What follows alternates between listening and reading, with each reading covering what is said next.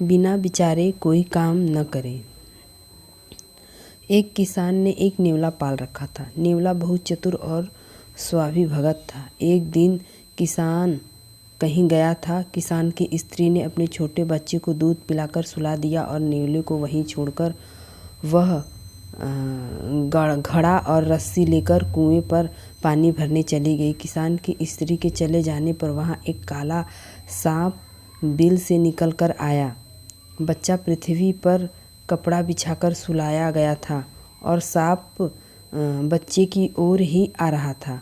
नेवले ने यह देखा तो सांप के ऊपर टूट पड़ा और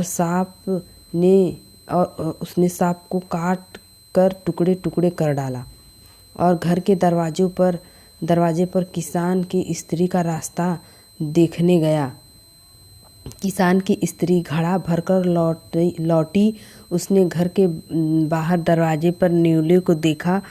नेवले के मुख पर रक्त लगा देखकर उसने समझा कि इसने तो मेरे बच्चे को काट डाला है। दुख और क्रोध के मारे घड़ा उसने नेवले पर पटक दिया। बेचारा नेवला कुचल कर मर गया। वह स्त्री दौड़कर घर में आई। उसने देखा कि उसका बच्चा सुख से सो रहा है। वहाँ एक काला सांप पड़ा है। स्त्री को उसकी भूल का पता लग गया। वह दौड़कर फिर नेवले के पास आई और नेवले को गोद में उठाकर रोने लगी। लेकिन अब उसके रोने से क्या लाभ।